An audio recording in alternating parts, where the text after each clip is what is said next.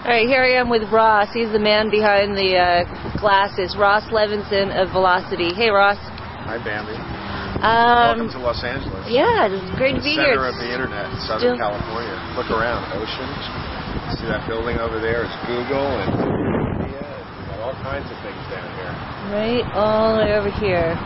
And you're making it happen. Well, I'm part of it. You're part of it. Having fun. So, Ross, we're going to talk about sort of broadly what's happening with these wacky valuations like Slide and Ning. I mean, what do you think of those valuations?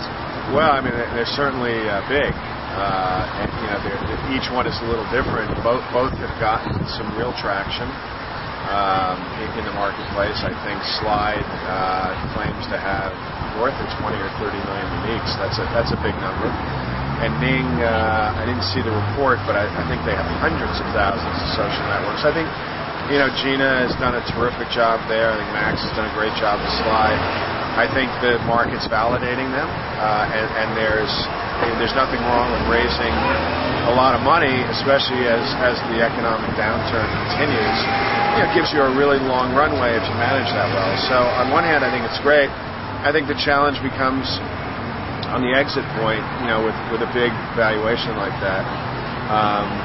In theory, you'd have to go public, probably, to monetize that, or you'll have to drive significant revenues, which is possible. Well, you know, with those kind of audiences, maybe it's possible, yet to be seen, but, you know, it's a testament to how well they've done. Yeah, I mean, you said it, $500 million valuation in the private market. They're probably going to have to do an IPO, but is there enough appetite for multi-billion-dollar sort of consumer media IPOs? Well, you know, the short answer is yes, probably not in today's market. I think the good news for them in raising $50 or $60 or $100 million is that they're both running their businesses, I think, fairly tightly. So, you know, 2-3 years from now, if the market opens up and they continue with this type of growth, you know, on one hand, you'd say it could be a lever for the future of all consumer internet businesses if it works.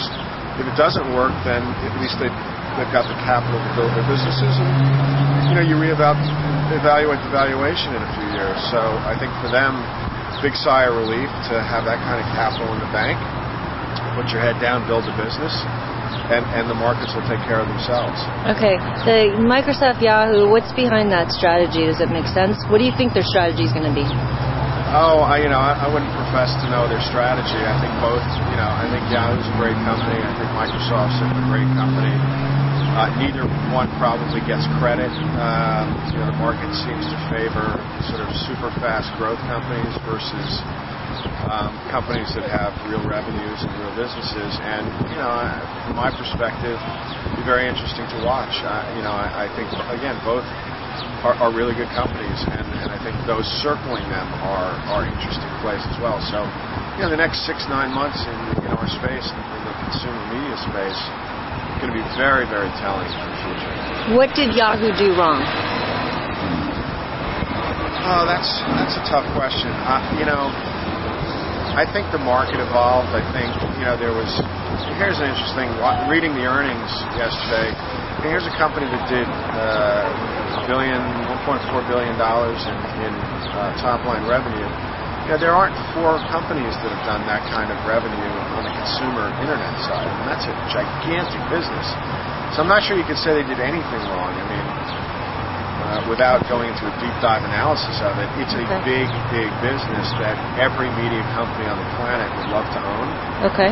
So I think it's been, the market's been pretty tough on them to try to keep that growth.